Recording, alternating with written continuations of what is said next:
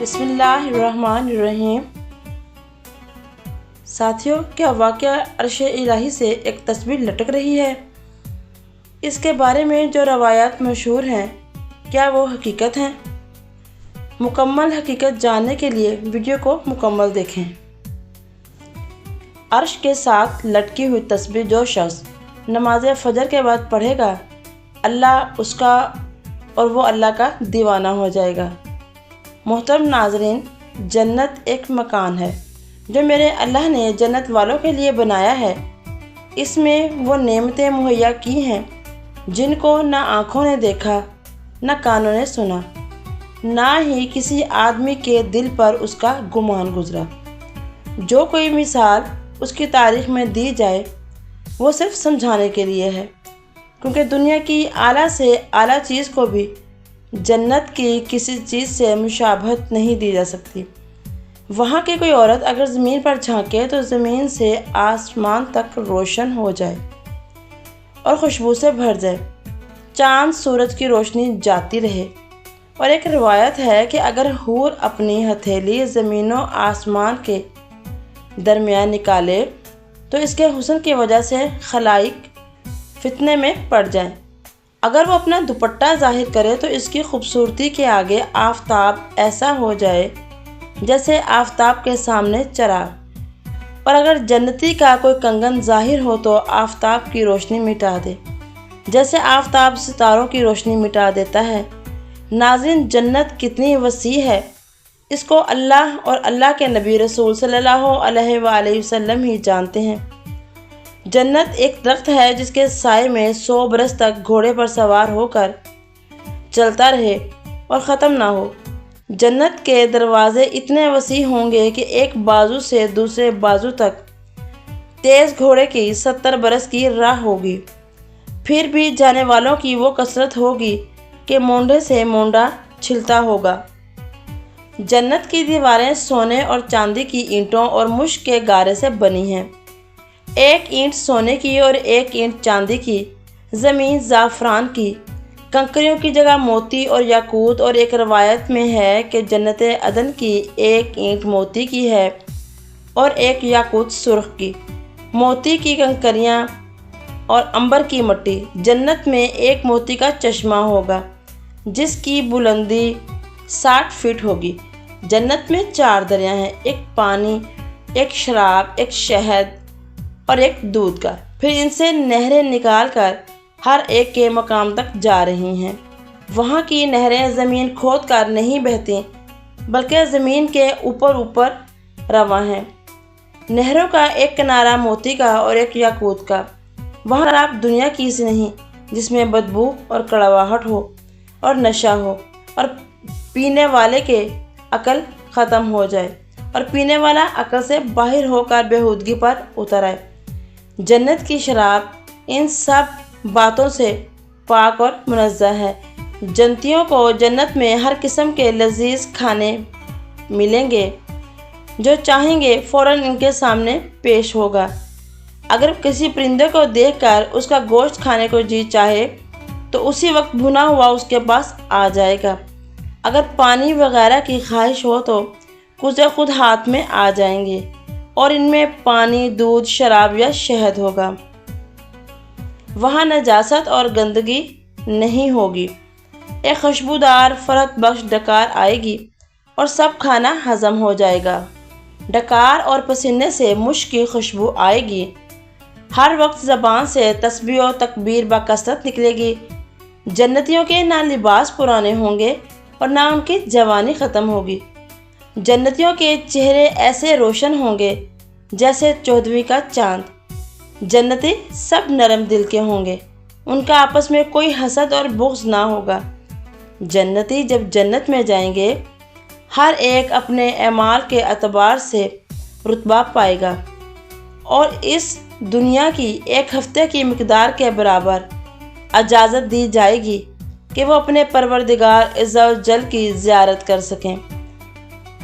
عرش الہی ظاہر ہوگا اور اللہ عز و جل جنت کے باغوں میں سے ایک باغ میں تجلی فرمائیں گے۔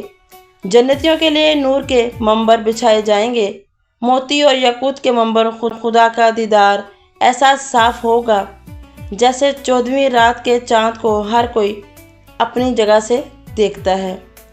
لوگ کہتے ہیں کہ ہمارا رب ہمارے دلوں میں رہتا ہے، اور کچھ لوگوں کا یہ بھی کہنا ہے کہ دل خدا کا گھر ہوتا ہے۔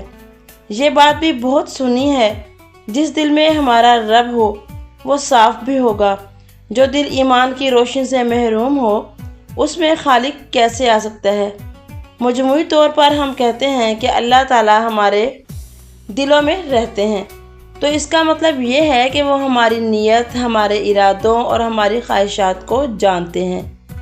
اگر لوگوں کے ارادے اور نیتیں صاف ہوں گی تو اللہ ان کو بہت پسند کرتا ہے، اور بندے کے اتنے قریب ہونے کو ہی اس بات سے تعبیر کیا گیا ہے کہ اس کے دل میں رب کا ڈیرا یا خالق کا بسیرا ہوتا ہے۔ یہاں پر ایک سوال اور بھی اہل ایمان کو پریشان کر سکتا ہے کہ ایک یہ بات تو ثابت ہو گئی کہ ایک اچھے انسان کے دل میں اللہ ہوتا ہے، اور اگر یہ سچ ہے تو جس دل میں ہمارا رب رہتا ہے اس دل کو صاف ستھرا ہونا چاہیے۔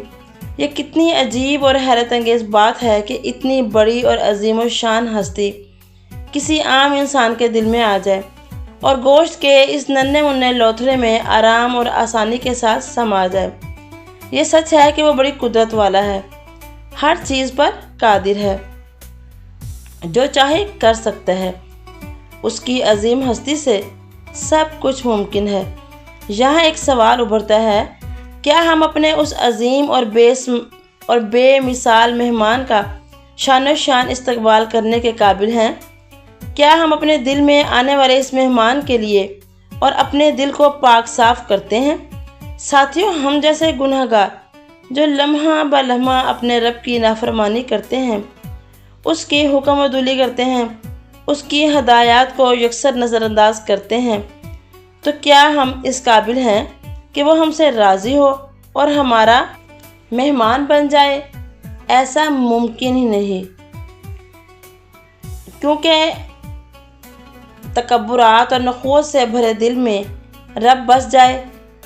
ہم دنیا میں دیکھتے ہیں کہ ہمارے گھر اور دفتر میں کوئی مہمان آ رہا ہوتا ہے تو ہم اس کے مرتبے اور شان کے اعتبار سے ہی اہتمام کرتے ہیں، لیکن جب باری تعالیٰ آپ کا مہمان ہو تو ہر اہل ایمان کو چاہیے کہ پہلے اپنے خالق اور مالک کا شکر ادا کرے اور احسان مانے کہ وہ اس کا مہمان بننے جا رہا ہے۔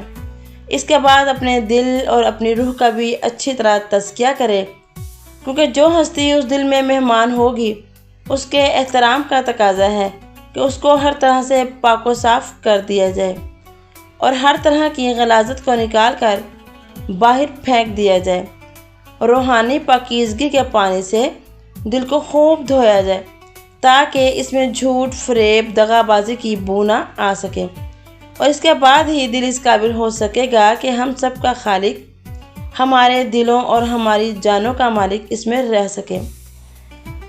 بھائیوں اور بہنوں، یہ سارا نقشہ آپ کے سامنے اس لیے کھینچا جاتا ہے کہ سارے دن کی خرافات کے بعد آپ کے کانوں میں کچھ دیر کے لیے ہی صحیح اللہ اور اللہ کے رسول کا ذکر آپ کے کانوں میں جا سکے۔ بس یہ اہل ایمان کے دلوں میں بار بار یہی خواہش انگڑائیاں لیتی ہے کہ کس طرح ہمارا رب ہم سے راضی ہو جائے، وہ ہمیں اپنے فرمانبردار بندوں میں شامل کر لے، اس کے بعد کوئی شر یا برائی ہمارے قریب نہ آ سکے، کیونکہ ہمارا رب ہمارے ساتھ ہوگا۔ ہر اہل ایمان کو چاہیے کہ وہ اللہ کو اپنا مہمان بنانے کے لیے اس دل کو صاف کرے اور اپنے گناہوں سے بار بار توبہ کرتا رہے، اور ہر مومن کو چاہیے کہ اپنی سوچ اور فکر کو ایمانی جذبے سے معمور کرے، اپنے مزاج میں استقامت پیدا کرے، اور اس کے بعد اسے اللہ کی محبت کا انعام مل سکتا ہے، اور اسی کے نتیجے کے طور پر اس کے دل میں اللہ بسیرا کر سکتا ہے۔ جنہیں اللہ چاہے اور انہیں ہدایت دے وہ اللہ کے ہو کر رہ جاتے ہیں، اس کے دوست بن جاتے ہیں، اور اللہ بھی یہی چاہتا ہے کہ ہم صرف اسی کے ہو کر رہیں، کسی اور کو دل میں جگہ نہ دیں۔ مومن کا دل اللہ کا گھر ہوتا ہے۔ جب اس کی محبت میں دل تڑپتا ہے تو یہ اس بات کا اشارہ ہے کہ اللہ آپ کے دل میں آنا چاہتا ہے، لیکن چونکہ اللہ پاک ہے اور اللہ پاک اسی دل کا انتخاب کرتا ہے جو گناہوں سے پاک ہو۔ ناظرین، ایک بات یاد رکھیں کہ جب تک بندہ گناہ نہیں چھوڑتا اللہ کا قرب حاصل نہیں کر سکتا۔ اللہ تعالیٰ کا ارشاد ہے کہ میں صبر کرنے والوں کا دوست ہوں اور ان کے دلوں میں رہتا ہوں۔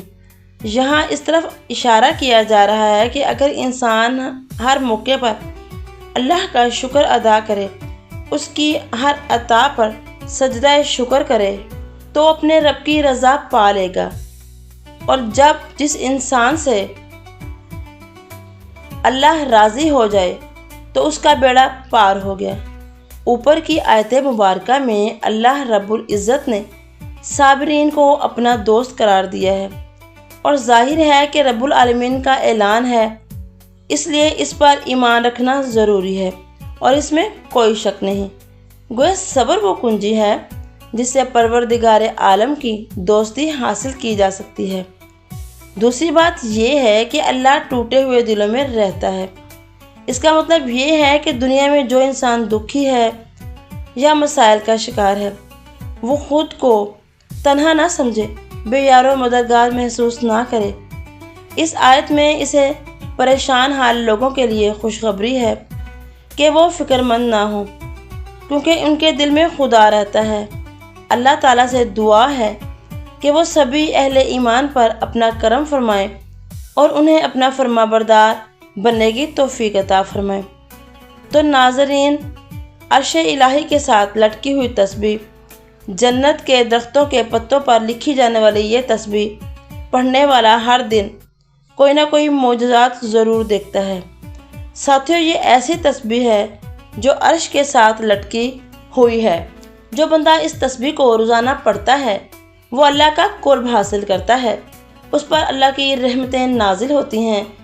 اس تسبیح کو پڑھنے والا ہر دن اپنی خواہشات و حاجات اللہ سے ضرور پوری کرواتا ہے، یعنی وہ ہر کام میں اللہ کی مدد پاتا ہے۔ یہ تسبیح جو جنت کے درختوں کے پتوں پر لکھی ہے، وہ تسبیح ہے کلمہ طیبہ، یعنی لا الہ الا اللہ محمد رسول اللہ۔ اور جو شخص یہ کلمہ طیبہ کی تسبیح کی تکرار کرے گا، اللہ کے پسندیدہ بندوں میں شامل ہوگا۔ ساتھیوں، یہ تسبیح کسی بھی وقت چلتے پھرتے پڑھی جا سکتی ہے۔ اگر آپ نے اللہ کو خوش کرنا ہے اور اللہ سے دوستی کرنی ہے اور اپنی ہر بات منوانی ہے تو اس تسبیح کو اپنی زندگی کا حصہ بنا لیں۔ اگر آپ بھی اللہ اور اس کے رسول سے محبت کرتے ہیں تو اس تسبیح کو اپنی زندگی کا حصہ بنائیں۔ یہ تسبیح آپ کے گھر میں خوشیاں اور برکتیں لائے گی، پریشانی کو ختم کرے گی، خوشحالی لائے گی۔ اللہ سے دعا ہے وہ ہم سب کو اپنے پیارے بندوں میں شامل فرمائے۔ کلمہ طیبہ کو کلمہ توحید، کلمہ اخلاص بھی کہا جاتا ہے۔ کلمہ طیبہ کی برکت سے ہر لمحہ تازگی ملتی ہے اور ایمان برقرار رہتا ہے۔ تو ساتھیوں، اس کلمے کو اپنی زندگی کا حصہ بنا لیں۔ ساتھیوں، اگر ویڈیو پسند آئی ہو تو لائک اور شیئر ضرور کریں، اور کمنٹ میں صدقے دل سے سبحان اللہ ضرور لکھیں۔ اللہ ہم سب کو ذکر الہی کی کثرت کی توفیق عطا فرمائے۔ آمین ثم آمین۔